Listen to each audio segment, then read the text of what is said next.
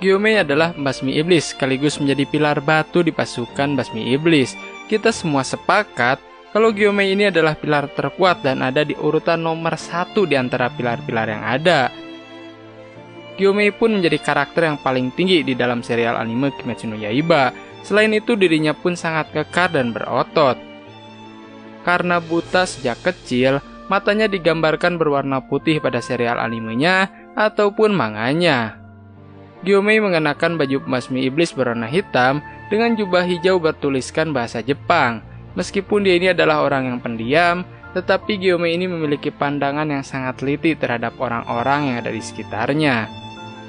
Intinya, Gyomei ini orang yang cukup sulit untuk menerima dan mempercayai orang lain secara keseluruhan. Sebelum Gyomei masuk menjadi pasukan basmi iblis ataupun pilar batu, dirinya ini hidup bersama 9 anak yatim piatu dan tinggal di sebuah kuil. Karena daerahnya sering diserang oleh iblis, Gyomei ini selalu membakar dupa wisteria untuk mengusir iblis-iblis jahat, serta melindungi anak-anak yang tinggal di dalam kuil tersebut. Suatu malam, salah satu dari 9 anak yang tinggal di kuil ini kabur hingga bertemu dengan suatu iblis. Untuk menyelamatkan hidupnya sendiri, dirinya ini memberitahu lokasi manusia yang ada di kuil termasuk Gyomei di dalamnya. Dengan sengaja, anak itu memadamkan dupa wisteria yang ada di dalam kuil, hingga menyebabkan 4 anak dihabisi oleh iblis tersebut. Anak nakal itu juga memang sudah dikonfirmasi bernama Kaigaku. Karena 4 anak sudah dihabisi oleh iblis itu, anak-anak yang lain pun kabur dari kuil dan mengabaikan perintah dari Gyomei. Pada saat itu Gyomei memanglah lemah. Ditambah lagi dirinya ini memanglah buta. Hal itulah yang membuat anak-anak di kuil memang tidak percaya lagi kepadanya. Tersisa 1 anak dari 9 anak yang sudah dihabisi oleh iblis tersebut. Nah, anak tersebut bernama Sayo. Anak ini emang ketakutan melihat iblis dan tetap memilih untuk berada di kuil tersebut. Luka yang ada di dahinya itu memanglah disebabkan oleh iblis, tetapi dirinya ini berhasil membalikan keadaan dan mengalahkan iblis serta memukulnya sampai matahari terbit. Setelah iblis tersebut dikalahkan oleh Gyomei, orang-orang pun datang ke tempat kejadian untuk membantu. Pada saat itu pun kan Gyomei itu lagi bersama Sayo ya. Ada kesalahpahaman di sini, di mana Sayo itu mengatakan kalau Gyomei itu adalah seorang monster. Penduduk desa mengira kalau monster itu adalah Gyomei sendiri dan bukanlah iblis. Pada akhirnya Gyomei pun dipenjara karena dituduh telah menghabisi anak-anak yang ada di dalam kuil. Untungnya Oyakata sama ikut campur tangan dalam membebaskan Gyomei sebelum dirinya dieksekusi karena kejahatan palsunya.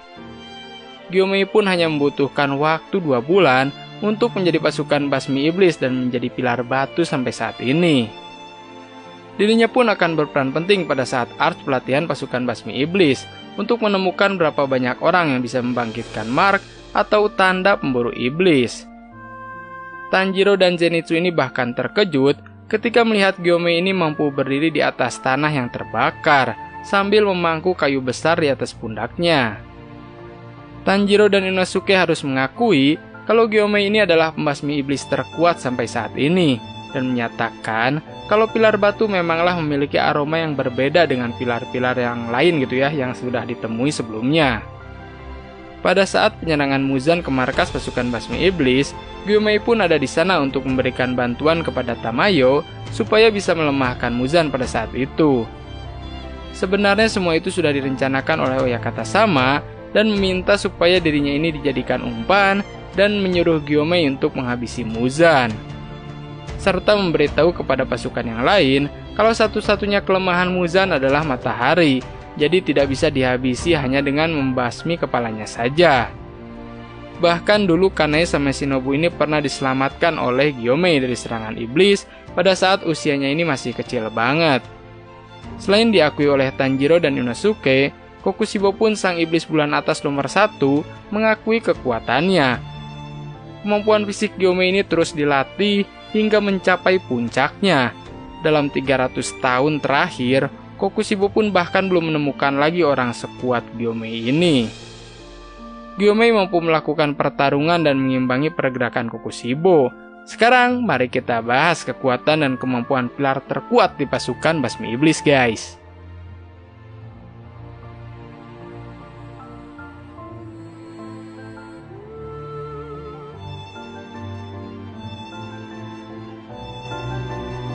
Pertama, Crimson Red Nichirin Blade. Selama pertarungan melawan Kokushibo, sang iblis bulan atas nomor 1, Sanemi memukul pedangnya Gyomei untuk menjadi merah dalam waktu yang sebentar. Kemudian, pada saat melawan Muzan, Gyomei pun mampu mengubah cambuk dan kampaknya menjadi merah secara bersamaan.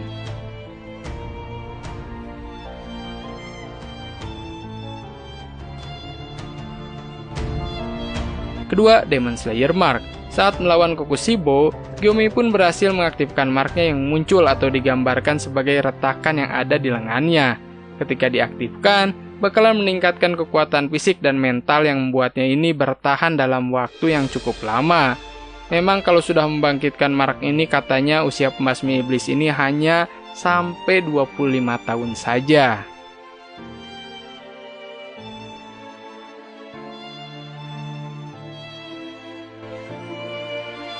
Tiga, Transparent World.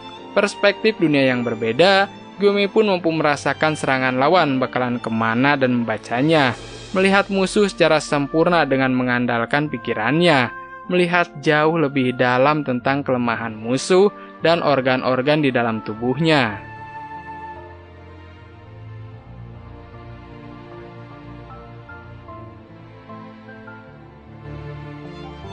Gyomei pun menggunakan kampak diiringi rantai, serta bola besi yang menjadi senjata utamanya. Untuk mengimbangi kurangnya penglihatan, Gyomei pun memanfaatkan suara rantai untuk mengarahkan kapak serta bola besinya. Bahkan Kokushibo saja tidak mampu untuk memotong rantainya dan terpaksa melakukan pertarungan jarak dekat melawannya.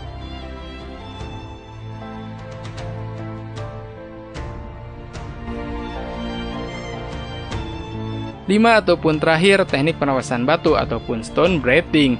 Mempunyai 5 form ataupun 5 bentuk yang berbeda dalam gerakan ataupun eksekusinya dalam menghabisi iblis yang ada.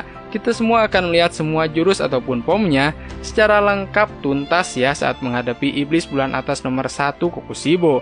Ya meskipun masih lama banget gitu ya. Secara musimnya ini sampai sekarang nggak ada infonya, dan info terakhir tuh yang memang tayang hanya ada Arch Infinity Train saja. So, tungguin aja update terbarunya dari Kino ID, oke?